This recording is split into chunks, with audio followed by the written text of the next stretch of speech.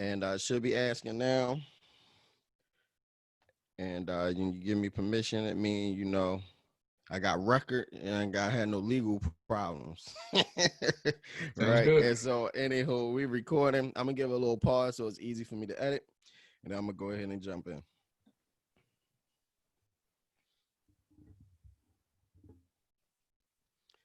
Welcome to another episode of the Maxim Hunter, where Robert Morgan, the Maxim Hunter, is out here trying to learn from different perspectives and see what positive, practical applications I can make in my life. Today, we are going over some of the different political perspectives in America, and I'm so excited to have a good brother with me, Dr. Eddie Green, to share with us his political perspectives for us today. Thank you so much, brother, for being here with me. Thank you for having me. It's a pleasure. It's a pleasure. Why don't you tell us a little bit about yourself and kind of introduce your political perspective, let people know what you're thinking. Sure. So again, I really appreciate the opportunity to come and talk today. I think one of the major benefits of conversations like this is that learning is it's mutual. It goes in both ways. So as much as I am being like quote unquote interviewed, all of our conversations, I come away learning something new. So I really appreciate the relationship that we have and the conversation that we have. It really helps me in terms of Appreciate my it. growth all the way around. So anyway, I was born and raised in Baltimore City. I have an interesting kind of upbringing. My father's people from the rural South. And so part of me has to get up every morning and open up the house and open up the curtains and let fresh air in. And I have a garden in my backyard and, those Southern roots run deep. And and my mother, her family is deeply rooted in Baltimore City. So I have that city life too. So there's a little edge there, from having both of those kind of worlds combine into kind of creating who I am today. And what I find is that in all life circumstances, I either kind of resort to one of those sides or a combination of both. And in some of my perspectives, which I think is what leads to kind of what this conversation is about today. Because even today in the rural South, where I still have family there, and I have an aunt who just turned 99 on Saturday, a great aunt, my grandfather's baby sister. When you go into her church, the first thing you see when you walk into the building is a huge mural of a white Jesus on the cross, right? Those things run deep, you know what I mean? And so that's the Southern part of me that understands that kind of indoctrination of a religion that was handed down, and a religion that was handed down without our best interests at heart. Now, the city side of me is like, hey, like, wait a minute, who is this dude and why is he up on the wall? You know what I mean? So it's both of those things always kind of working together to kind of help shape my perspective on matters. And so when we talk about like my political affiliation, in all of my life, I kind of run to the center. And I think it may be rooted in, just my upbringing, having those two worlds kind of combine into one. And so while I do mostly identify with the Democratic Party at this time, I wouldn't say that I was like a hardcore super leftist Democrat. There's still a lot of conservative values that I have as well. And part of this journey that I'm going on in this stage of my life, having just turned 44 this summer, I know I look like I'm 24, but I'm not, is just kind of figuring out what was taught to me that was good and what was taught to me that was not so good. And as I begin to dive and to have those really hard conversations with folk and really digging into the research, I found that there was a lot that was taught to me that just was not good. And not only was it not good, but it was not accurate. You know what I mean? And it was used for a specific purpose.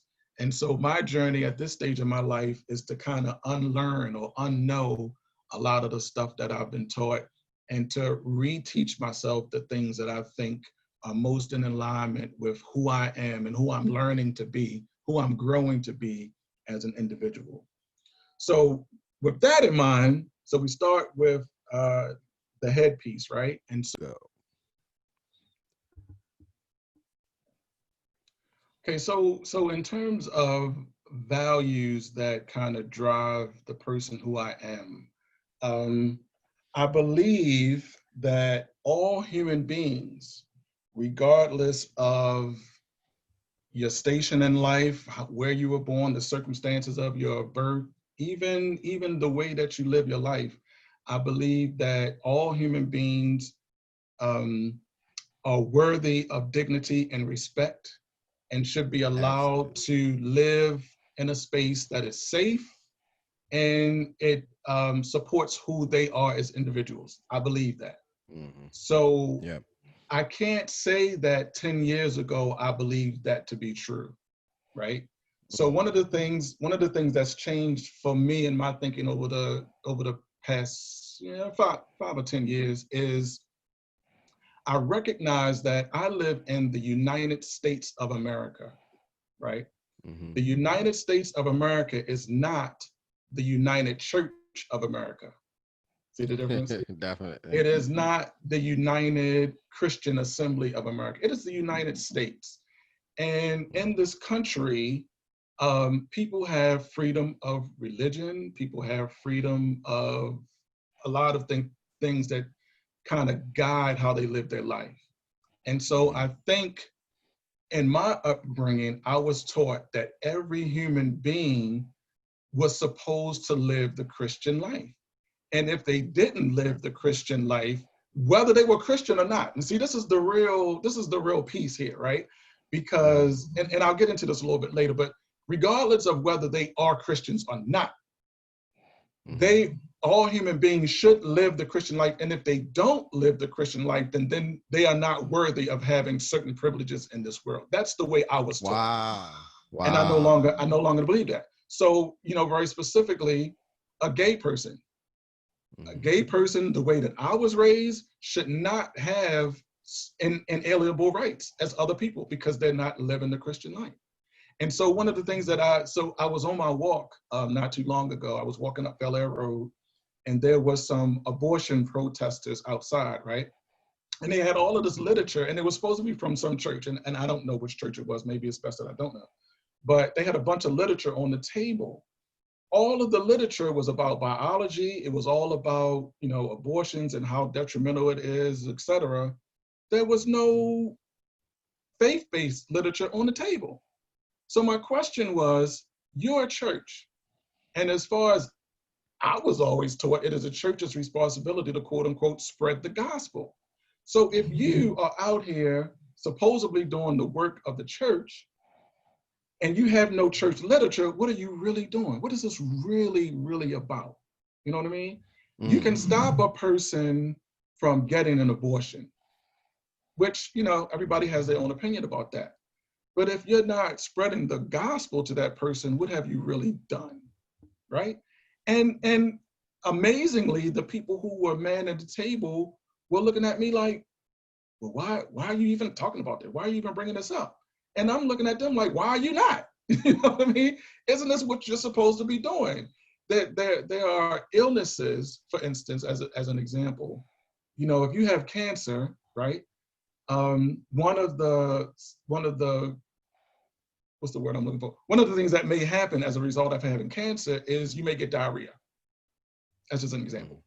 So you can take some Imodium AD and you can deal with the diarrhea, but are you dealing with the cancer?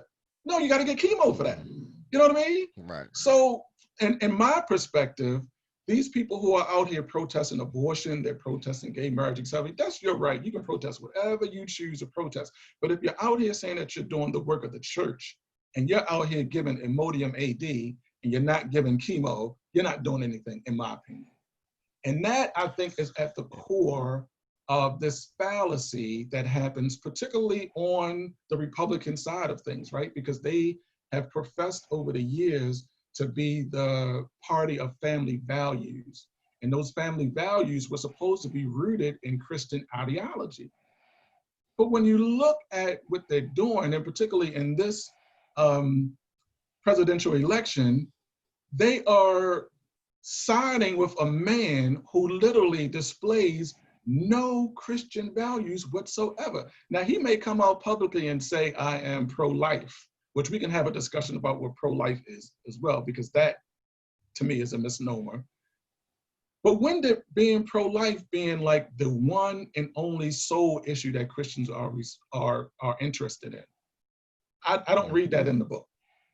I've never known that to be the case. So you can be, divorced a million times, not a million times. I don't want to over exaggerate, but I think he was divorced like 3 times. He, has verbally professed to be inappropriate with women.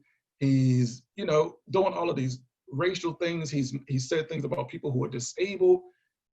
Literally, if you take away the pro-life piece, there's absolutely nothing that this man displays that is in any way related to being a Christian. But yet, the evangelical Christian church is supporting him overwhelmingly. So you have to ask the question, what is it really about?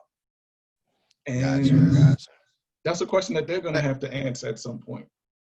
Yeah, it seems to me, if I'm listening correctly, that originally you approached your political perspectives obviously in concert with your religious perspectives, and you was of the idea that the role of government was to make sure everyone's living the life that you've been taught is the correct life.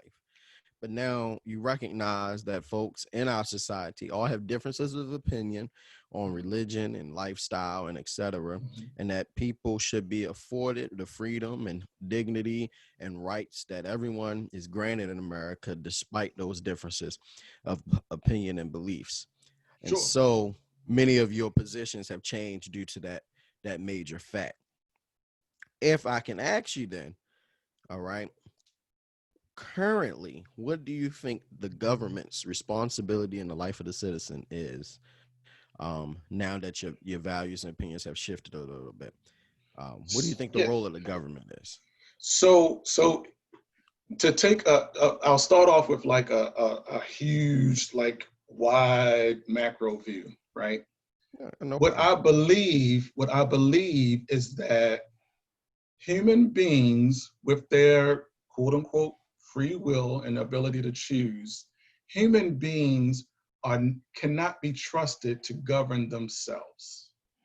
That's why we need government. We need people to put restrictions and sanctions on the types of things that people can and cannot do in this world, because otherwise there will be chaos. And I happen to believe that that is a Christian principle, right? Because what we see throughout Scripture and what we see in the teachings of Christ is, we look at it as restrictions, which of course some of them are, but it really is the way that God would have us to live a life in peace and in harmony, and not to be harmful to others. So this notion about big government, quote unquote, really just doesn't make any sense to me. And again, that was the type of principle that I was raised upon. Big government is bad, bad, bad. Well, if we didn't have government, then there would be chaos. And clearly chaos is bad. It's not the way that you ought to live. And so while we can't legislate how people feel, right? Because that's the God stuff. That's the work that we're supposed to be doing. We're supposed to be helping people to guide the way that they feel. That's the heart stuff. But everybody's not going to have the same position on heart stuff.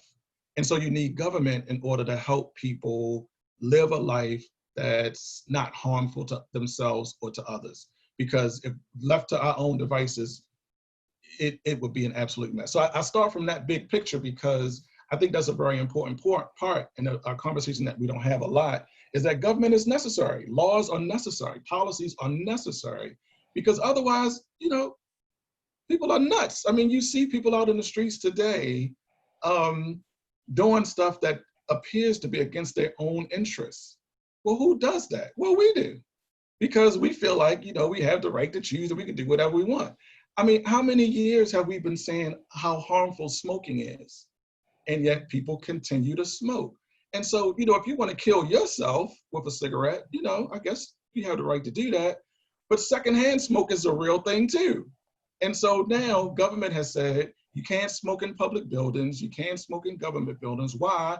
Because if you want to kill yourself, go in your house and do it. But you can't come out in public and kill me. I appreciate that. I think that that's a good thing.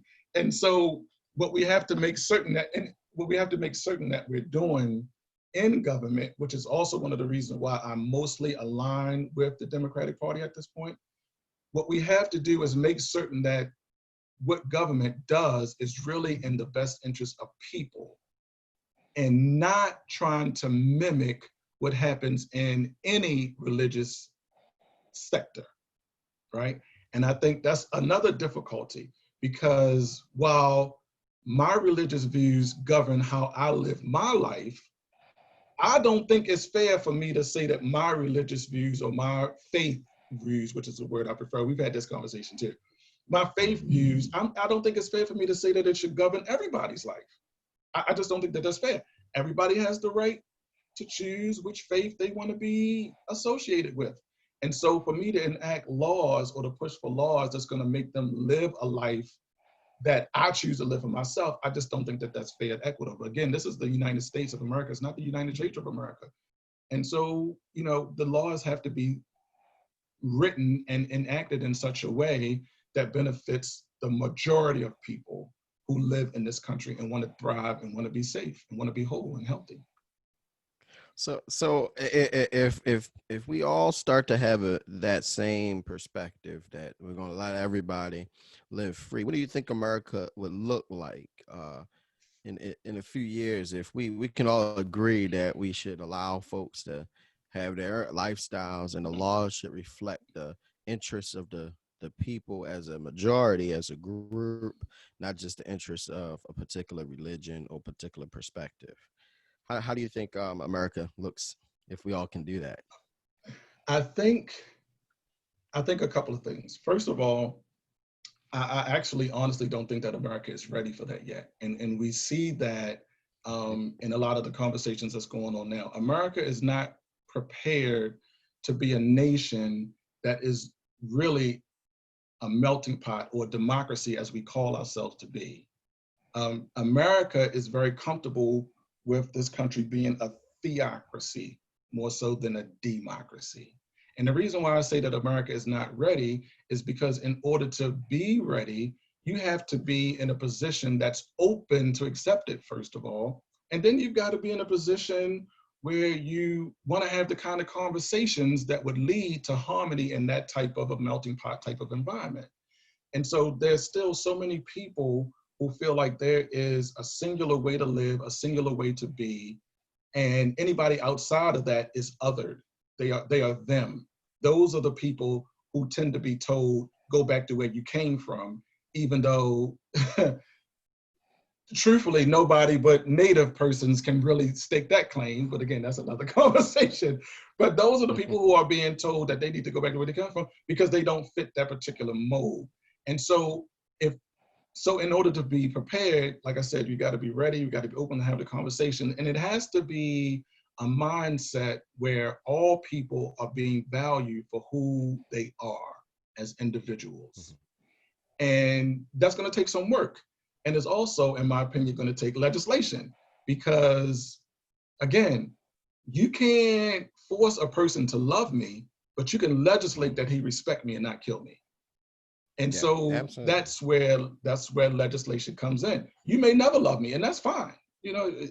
That's life. Everybody's not going to love, but you can respect me as a human being. And so that's where government kind of comes into play heavily, because leadership would say this is a value that we as a nation hold dear. And so therefore the laws and the policies are going to be in support of these values that we say that we hold dear.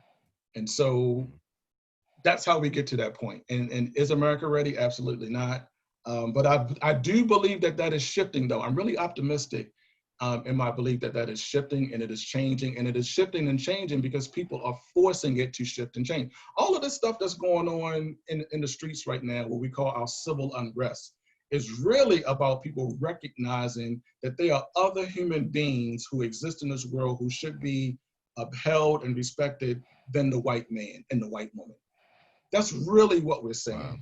And the reason why we're Definitely. seeing so many different kinds of people join in this movement is because they've been othered as well in their own way. And so there's that commonality in the othering that is kind of bringing folk together, because the leadership that we have in this time is really trying to take us backwards into a place where people just weren't valued as human. I did an interview with my cousin, a younger cousin in high school, and I said, if you were to Google like the 1960s civil rights movement, you would see signs that say "I am a man." Right? You remember? Can you like visualize those black and white signs? That was the slogan in the 60s. "I am a man." Why was it necessary to say that? Well, because they weren't being treated as such. Right. And there's a direct correlation between "I am a man" and Black Lives Matter. Why do we need to say Black Lives Matter? Because we're not being treated as such. So you have to proclaim it in order to make it true.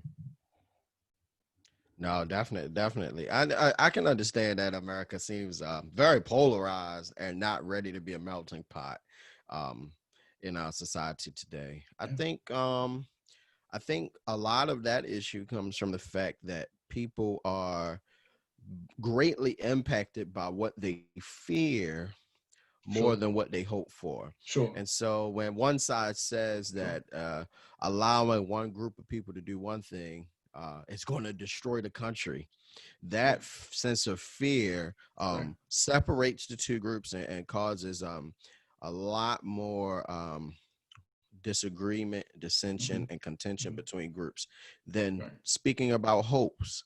But right. And for a fear is second, rooted in though, ignorance. a Fear lot is of rooted in times, ignorance. absolutely, And so again, the absolutely. conversations become super important because that's how you get to combat the ignorance, and Hmm. you get to see the commonalities, and then it roots out the fear. Well, let's splash a little hope in the picture for a second, and rebut to the fears that both sides could hit us with. And let me Mm-hmm, ask you this question: mm-hmm. people disagree on various policies right now, but what particular policy do you think, if we could agree on it, will have the most positive impact on our society right now? Particular issue or policy, if we could just come to agreement and get that thing done, it would have such a dramatic change in our society and get us a little closer to that unity that we were speaking of. Well, I think that there are a lot that would do that, a lot of policies that would do that. My mind automatically goes to the notion of universal health care, right? And Okay. a lot of times healthcare is not something that's infused into this conversation, but it really is when you say that all human beings, as a human right, should have health care, whether they're rich, whether they're poor, they're black, they're white, they're making up. All human beings across the board should have health care. What you're really saying in that is that all human life has intrinsic value and worth, right?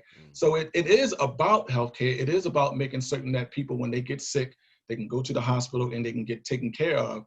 But the deeper meaning in that is that I see you, I value you, and I value your life. That is Mm-hmm. like super important. If we could get people to rally around something like that and really Mm-hmm. have conversations about what it means on a human level, I think that would be like super, super, super powerful.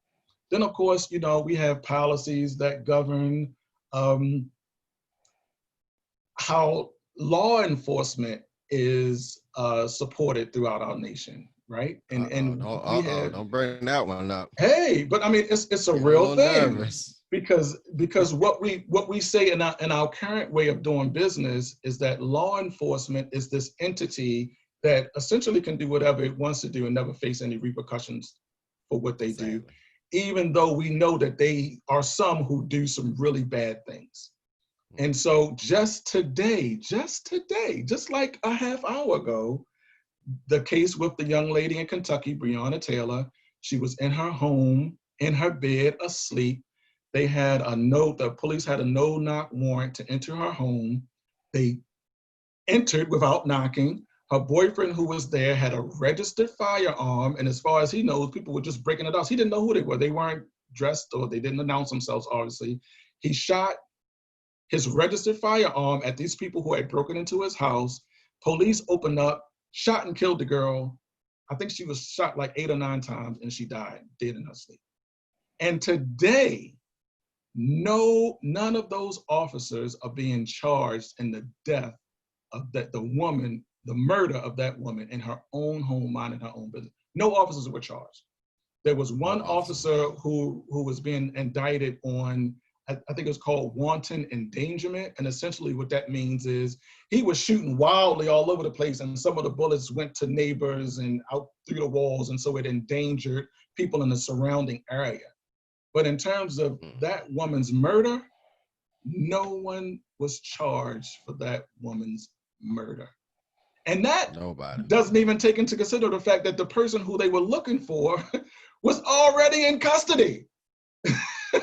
The man who they were searching for was in police custody. And they still went into this woman's house and killed her. Now, did Breonna have a firearm herself? I'm not sure if she had a registered firearm. I know that her boyfriend did. I'm not sure if she did or not. I don't recall reading about that. But I do know that she was in her bed asleep. And police came and shot her 8 times and killed her. And the same thing. 8 times. Yeah. Shot the girl up in the bed sleep, never woke up. You know what I mean? Law-abiding citizen. And so that whole process in and of itself, if we could legislate a better way to handle that. So what we're saying is, and there's a lot of controversy about this, how we refer to it as defunding the police. And of course— Could you explain that to me? Yeah, so the words defund the police do suggest that we're saying take all funding away from police departments. That's not what that means. What it actually means in all practicality is there are millions and millions of dollars poured into police forces across the nation, which is way more than what they need to do their jobs. And so what needs to happen is some of that money that's going into police departments that they don't need needs to go into other services to support communities, like social services and rec centers and schools and roads and all of this kind of stuff, because we know that all of those things come together to increase crime. Now, with all of this money that we're currently pouring into police forces, what are we seeing? Crime is steadily increasing. And so crime steadily increases. What do? We continue to pour money into it. That's not working. It has never worked. And so Baltimore City, as one example, the mayor, who's going to be on his way out soon, he just approved a budget of $500 million for Baltimore City's police force. $500 million for a police force that hasn't taken care of crime in over a century. But we keep pouring money into it if we think that as if more police is gonna, so we're gonna have like one police officer for every citizen? You're gonna have like one-on-ones, right? They're gonna follow us around to make sure that we don't commit crime. It doesn't make sense. But what we know, because the research is there, the data is there. When there are jobs in communities, when there are resources in communities like Hello supermarkets, because you can walk in many communities in Baltimore City and there's not a supermarket in sight. You can't get to it.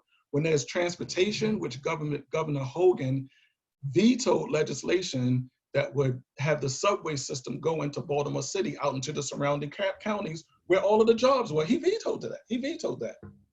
So now if a person doesn't have a car and they don't have transportation and there's no jobs in their community, what are they supposed to do? They're going to knock somebody upside their head and take their purse. Because how else is the person going to take care of themselves? And again, I'm not making excuses for crime. What I'm saying is the formula, we've seen it time and time again, and we know what the response should be. And yet, for whatever reason, we choose not to do it. So what I'm hearing is more money in the police, the force is not going to solve crime. So they need to It try a different hasn't. avenue. It Try to hasn't. prevent criminals from being created. If they Correct. do that, they won't have to deal with criminals Yeah. on the streets. I And mean, you're we saying say leave that for that, education and right. the economy. That's That man, exactly that what I make was, that's exactly where I was getting ready to go. that, We say that education is like the great liberator. But again, all of the counties across the state of Maryland have been grossly underfunded, that all of the education districts.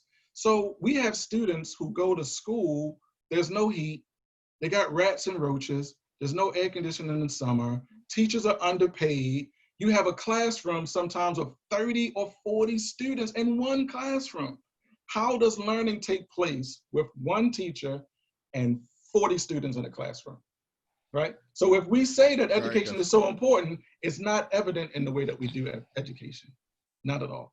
The opposite is I true. agree. And I so this agree. whole Especially thing called the school to prison pipeline becomes a real thing, because what are we training them to be? That's exactly where they end up. And the data's been there for years. You don't do any different. now, if we did change the way we approach funding for the police, what are there any other particular reforms you think need to be done as far in policing that would help the police force be viewed better by Yeah, the so there are a residents? lot. So here's a couple. Just give me a few. So in shifting resources, first of all, the I believe that police officers should not be called for every little situation that arises. It's not appropriate. They are law enforcement, right? They are expected to enforce the law. I have no issue with that. But if you have a situation, there's so many, unfortunately, I lost the name, but there was a young lady who her front door was open, and they called for a safety check, right? Now, the likelihood is there was nothing bad going on. And the person who called concerned about seeing their neighbor's front door open even said in the call, I don't think that nothing's happened. They probably just forgot to shut their door, but I'd like somebody to go over and check and find out. So what happens? The police are sent over for the safety check. They don't go into the house. They don't knock on the door. They don't ring the doorbell. They walk around the side of the house. They flash a flashlight into the window. The young lady who is in the house, it's her house. She opens up the blinds to see why this flashlight is being shined in her window. Police shot and shoot through the window and kill her. Right? What would have happened if we had sent a social worker out to do that safety check?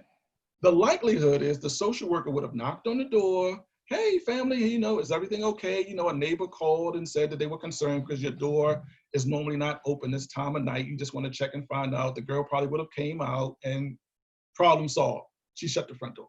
You know what I'm saying? Mm-hmm. So the principle that we ask our police officers to do too much is real, because they shouldn't be called for every little situation that arises. We've got trained professionals across the city and across the state who can handle a lot of these things that really don't require law enforcement's intervention. Now I hear you saying let's call the police less. That would be great, probably. But individuals make their decisions about calling the police. So what would you think about having an alternative force? A lot of people are interested in community patrol, community Yeah, policing, whether it's armed or unarmed. And in both of those perspectives, what would be your opinion about having alternative private? That would be the yeah, most important thing: private and community forces to help out with things that don't require lethal yeah. force. So that's exactly what we're asking for. What we're saying is that if the funds were shifted from the police departments, we could fund this like alternative type of intervention program, because most individuals who call, I'm not going to say most, there are a lot of individuals who will call because they are concerned about something. They're not necessarily saying you have to send out a police officer. They're just saying there's a concern going on and I want somebody to come and look at it. They don't care who does it, long as it's somebody who's trained and can handle the situation. So now if somebody's breaking in my house, right? Yeah, I want the police to come out and take care of that. But, if my neighbor, and, I live in a relatively safe neighborhood and my neighbor is elderly and, I'm not comfortable knocking on the door. Like, for instance, I came home one night and there was a car blocking my driveway. I assumed the car was stolen because of the way it was parked, because nobody Okay. does that. And so I called 911 because that's the number that we are told to call. Now, if there was another number that I can call, I would have, but 911 would have not been Gotcha. my first call. But that's the number that we know. That's what we're told to call. And so as it turns out, and it was like 1 o'clock in the morning, so I didn't want to like go knocking on my neighbors' doors, interrupting people, and particularly when I thought the car was stolen. Well, as it turns out, my neighbor did have a guest over, and the guests, didn't notice how they were parked, and so they came out and moved. That would have been a prime opportunity for me to call an alternative response team as opposed to the police. Because, Mhm. if indeed it was a stolen car, then the police can come out and do a report or whatever. You know exactly what you're dealing with. But Mhm. that was, again, 911 is what we know, is what we're told to call. And so that's what I call. So I think most people, if they had like a directory of different services, like here's the type of problem that you may be having. If you're having this type of problem, this is who you need to call. And I think not only would it help communities, but I think it would help the police force as well, because they're probably tired of being called to all of these little minor things that they really don't need to get involved in. I would think as a police officer, I would be in support of that, because then you could really focus on the type of work that they're out there supposed to be doing, as opposed to Lord Timmy keeps jumping my fence and stepping on my flowers. You don't need a police officer for that. You probably need a beating, but that's another conversation. Uh-oh. Uh-oh. Oh no. Oh no. Let you me know? yeah. Let me consider for a second what we've gone over so far. We Yeah. definitely understand that you feel as though people are acting in bad ways that need to be restrained, and that's what government's here for. And if the government's here to do that, it's got to respect the dignity and the freedom and the liberty of every single citizen, Mm-hmm. and not give preferential treatment to, Mm-hmm. let's say, race-based groups or Mm-hmm. Mm-hmm. religiously affiliated groups. And you think what's in the best interest of everyone should Mm-hmm. be the priority of the government. So you mentioned a few particular practical elements: police reform, defunding the police. You mentioned that education can be increased in its funding, health Mm-hmm. care for Mm-hmm. everyone. Um, are there any other things that would be highly important to you that you want people to know that this is central to your political perspective? Maybe one or two other things. So yes, I firmly believe that congressional representatives, I believe that there should be term limits on the amount of times that they can serve. And that's just good practice. That's just good practice and leadership, period. Because you can't have a person serving in a position for 50 years thinking they're going to be as effective. It just doesn't happen. It's so extremely rare that we can pretty much say that it just doesn't happen. There needs to be term limits. And I think what that does, I mean, there's term limits on the presidency, right? They can only serve 2 terms. There's term limits on all different kind of positions, but for whatever reason, Congress has protected themselves so they can have these like lifetime appointments. And I just don't believe that that's good practice for leadership. So I Okay. think that that is an important change that we can make. I think that um, there was another one. I just lost it. Sorry, take your time. Oh Like they man, say in I should have church. wrote it down. There was term limits. I think that there also should be limitations on the power and authority of the president of the United States. Okay. And what I realize now is that the quote unquote founding fathers of this country trusted the American people to choose a person who would be respectful of the office. And so in doing so, they didn't expect that anybody different would be in that position. Well, we found the opposite to be true, right? That it is possible for the American people, with the assistance of the Electoral College, unfortunately, because he didn't win the popular vote. I mean, that's just to be clear. He lost the election, but that's another conversation in and of itself. But it is possible for a person to be elected who has no respect for the office as well. And so that can happen at any level of government. So therefore, there needs to be restrictions. Just like there's certain things that the governor can't do, there's certain things that mayors can't do, there's certain things that delegates can't do. There also should be things that the president of the United States can't do as well, like make profit off of being in that position, which we've seen that happen time and time again. You can't put American lives in danger. You just shouldn't be able to do that. And so I think moving forward, it would behoove the country if there were more restrictions placed on that particular position, because we see how harmful it can be that those restrictions don't currently exist. So bringing up that position, there's an election coming up. Mm-hmm. What would you say are your biggest thoughts about this current election? And based on the perspective you share so far and on any others, how would you recommend voting these particular beliefs, well, no matter which level of government, but especially in this next presidential election? So the dichotomy is, and this is probably an unpopular opinion, but it's my truth. I have absolutely zero confidence in the American electoral process. Zero, none whatsoever. I just don't believe that it's effective. I don't think that it's fair. I don't think that it's accurate. I think that it is written with all kinds of flaws. And so I have no confidence in it at all. However, I never miss an opportunity to vote for the sole purpose that my ancestors gave their life in order that I may have the right to do it. So I vote out of respect for the people who thought so much of that opportunity that they laid down their life so that I would have the opportunity to do. I think that's the least that I can do. Mm-hmm. And so I always vote in every opportunity that I can.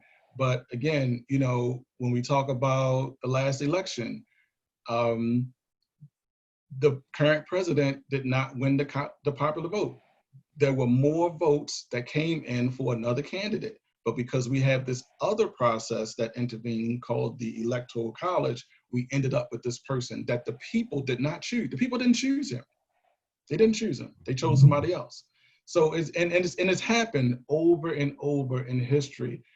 George Bush in his second term, Big Bush, he wasn't elected, but he did some funny stuff. His brother was the governor of Florida, and Florida is a major deciding state, in the union in terms of the Electoral College.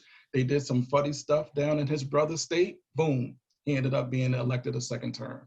So, for people who say that it's flawed, it's all this kind of stuff, I have no opposing argument to that because I actually agree. I actually agree that it is. But I do think that if we were to abstain from every process in our lives that is not perfect, there would be a lot of stuff that we wouldn't be doing.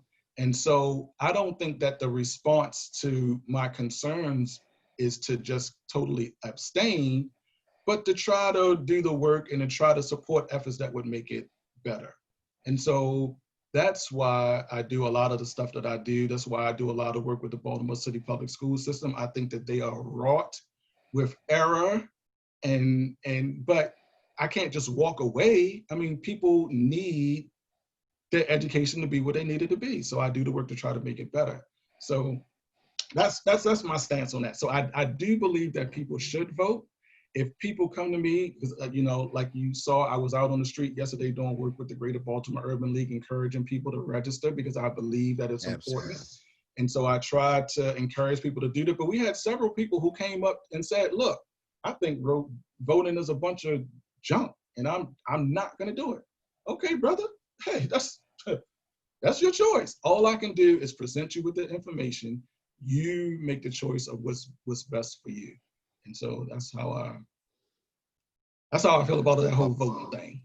Right. Well, although you don't have much hope in the electoral college, you do seem to. You have already decided you will be voting. Oh yeah, And no doubt. is it all right to assume that you're going to be voting for Biden, or have you considered writing in your favorite candidate or any alternative parties? Have you given them a consideration? Yeah, so one of the benefits of living in a state like Maryland is that pretty much we are pretty certain that Maryland is going to be blue in terms of the electoral college again. And so we can kind of in Maryland we could kind of play around with some of those other candidates because the in other states where it's not decidedly one way or the other, when you start to play around with those extra candidates, what you end up doing is giving a vote for the opposing side. And so for me, I've looked at the candidates. I think that Joe and Kamala are the ones who are most closely in alignment with my personal views. I also want to see a Black woman be vice president because I think it's long overdue. The other thing, and I'm not wishing anything negative on Joe, but Joe is 78 years old. There's a very good possibility that Kamala might be president. I'm just saying, I'm not wishing it, but that's a very real possibility. You know what I mean? And I think that Black female leadership, particularly when we talk about elections, Black females, and the data supports this, Black females tend to do the right thing. They just do. And it's not about political Just power, just which we see some people. not in Baltimore, huh? No, I mean, across Just the not in board. Baltimore. Across the board, Black women tend to do the right things in terms of, and they do it from a place of um, uh, humanity, right? That's And true. not voting for your own political interests or to be in proximity to power, which we see a lot of people doing. Like, if people want to ask the question, why do evangelical Christians overwhelmingly support the current president? It's very clear to me. It's certainly not because of Christian values. It is because of the proximity to power. That's what it is. And so when we try to come at them from a moral standpoint, it renders itself ineffective because clearly that's not the standpoint that they're operating from. That position, even if a person who sits in that position is horrid, that position in and of itself is a position of extreme power. And to be close to it, people feel that, and that's what they want. And so if we're going to appeal to people's emotions in terms of having them not support this bigot, among other things that he is, you ain't going to get far coming from a more, even with Christians, even with these Christian groups, you ain't going to get far trying to appeal to their moral position. It's got to be from a position of proximity of power, because that's what they believe they tend to gain from that position, in my I opinion. have I have two closing questions, and of course, power is something that people are greatly attracted to because they want to see things get done the way they want to see it done. And Mm-hmm. if they have power, then they can control it. And if they're close to power, then they think they can influence it. I don't necessarily approve of being close to power when it doesn't go in line with your convictions, but you know, to each his own. Maybe some of his convictions are their convictions. Um, everybody has their different perspectives there. But let me Right. ask you this: if I was to listen to what you're saying and decide that I'm going to vote for Biden, what would that accomplish? Assuming that he wins, this is the imagination story Right. right now. He wins. Right. What good does that do for our society moving forward? What do you suspect would be the benefits of a Biden Kamala election? So the first thing I would say is the first thing that I do say is regardless of who's in office, there's always going to be a fight. We had President Obama, who was a great legislator, a great president, in my opinion, for 2 terms for 8 years. But we still had to fight for things because no person has all of the knowledge and all of the perspective necessary to be effective running a true democracy. No one or two people has that. Even when you have a powerful, dynamic cabinet and administration working with you, there's still just some blind sides. There's just things that you're just not going to know and you're not going to do right. So there's always going to be a fight. So what I expect if we do end up with a Biden-Harris administration, the first thing I expect is that there's going to be some fights. That we're still going to have to put in the work. But there are no false equivalencies here.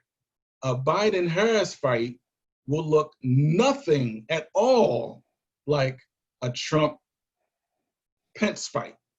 The fights are completely different because what we've been doing for the last 3.5 years, almost 4 years under this current administration, we've been fighting for people to see our humanity.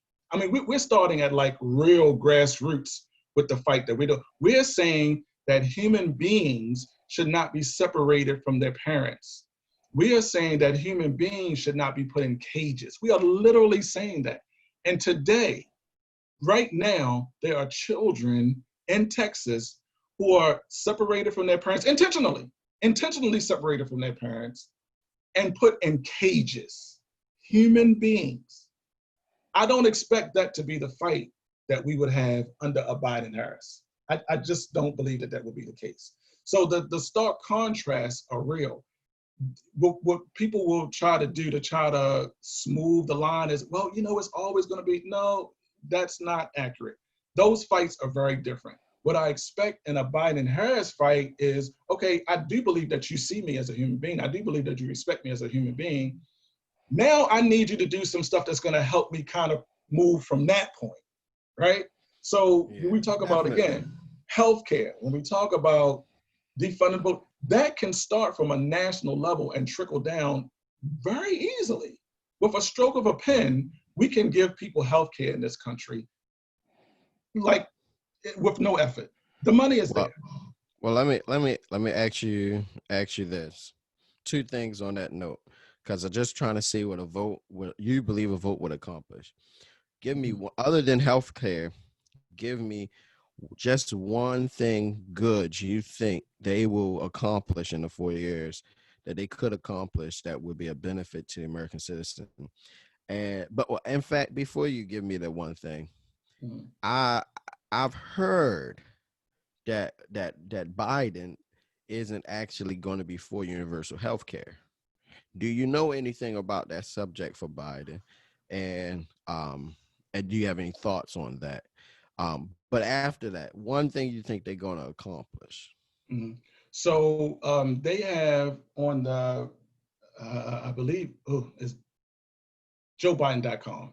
He's laid out all of his plans. And universal health care is one of the issues that he discussed on his plan for, if he were to reach the presidency. So I'm not sure what communication has said otherwise, but in terms of what he's written on his website, that is something that they plan on taking up.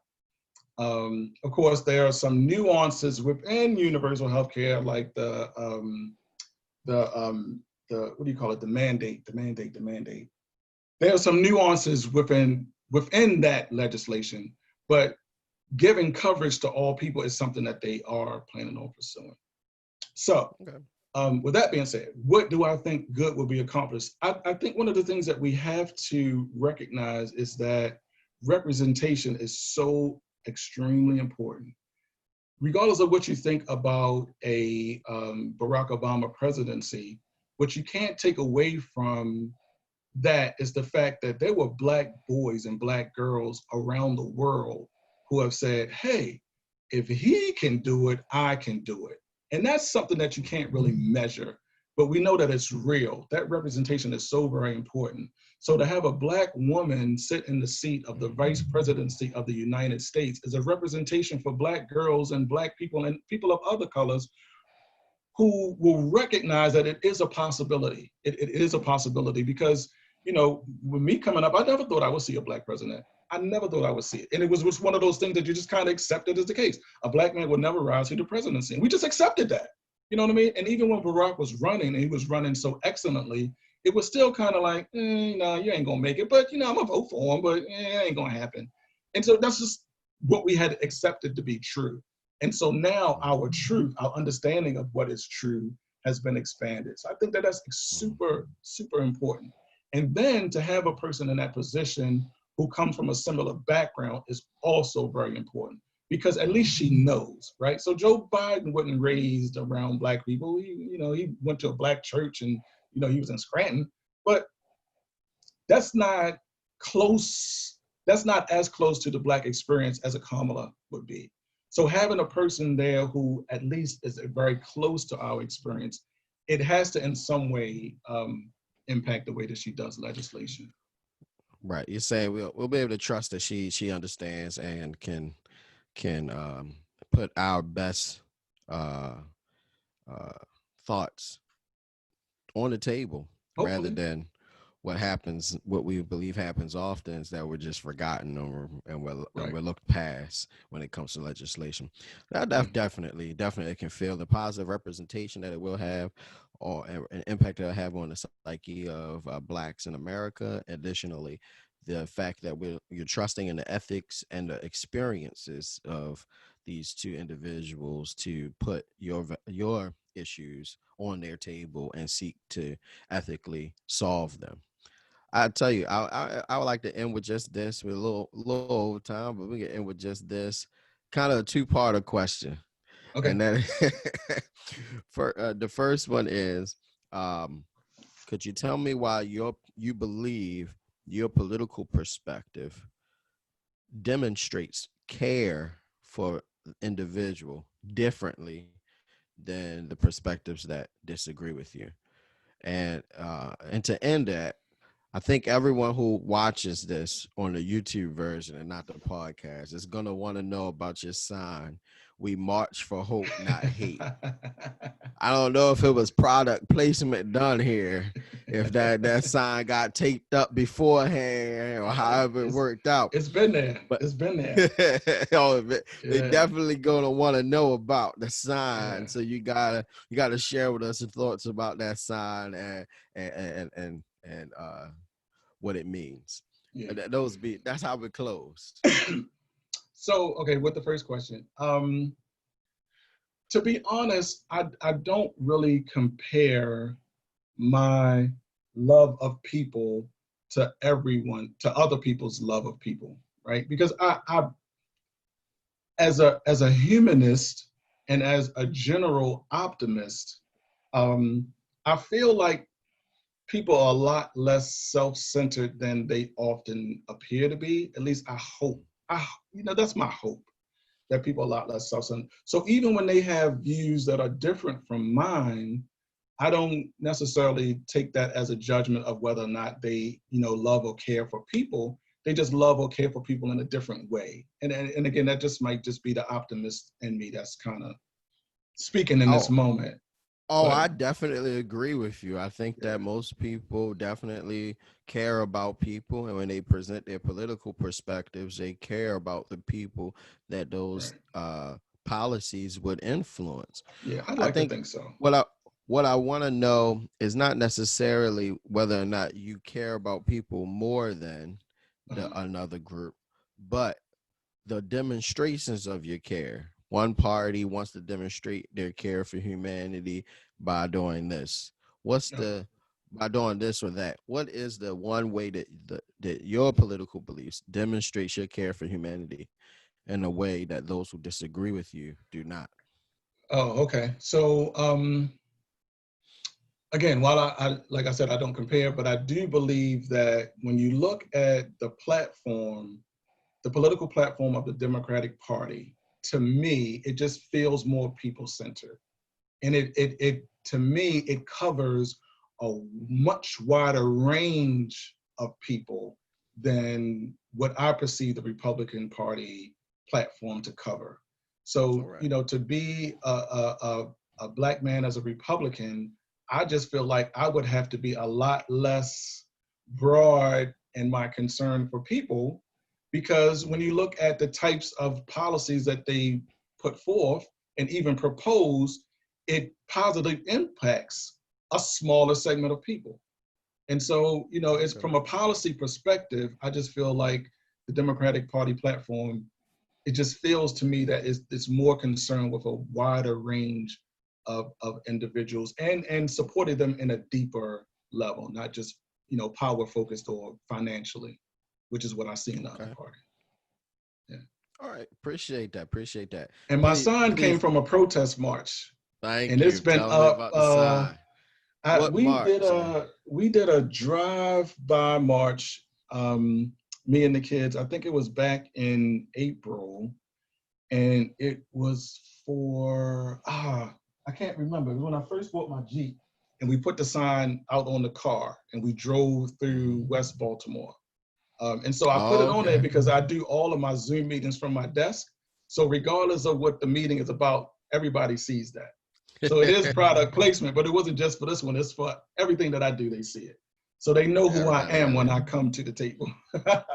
Right, right, right. Well, I definitely appreciate seeing the sign the whole time because I think that Ooh, we all, on both sides of every opinion, in this case, most people really care about folks and they really want to have hope in our nation. We yeah, disagree on how to get there, but that's right, what dialogue and discussion is for. But as right, long as we have hatred being stuck in between us, we'll never get that dialogue done. We'll never improve. We'll never move forward in any kind of way. So I right. appreciate the sign. I think it's a blessing, a needed reminder to our listeners that when you Cool. see somebody disagreeing with you or marching or protesting or doing whatever, recognize that it's normally for a positive reason. It's for hope. It's for change. It's for the benefit of society. You may disagree, but you definitely need to come to the table ready to dialogue. Yep. I appreciate you, brother, here dialoguing with me and sharing with me your political perspectives. I think Mm, that you've certainly encouraged me to look at many of the policies and procedures that are in place currently, especially concerning universal health care and how many might argue about whether or not it's a right that people have, but for some of us, we believe that rights are dispensed in accordance with nature, but by the people. And mm, in that way, mm, and for the religious folks, of course, by nature is by God. But mm. in that way, it means that it may not be a right in someone's opinion now, but it could be a right given, newly given to an individual. It's Mhm, worth consideration, mhm, even if you don't think it's a right. mhm, Should I demonstrate my care for another brother or sister by saying they should have access to health care?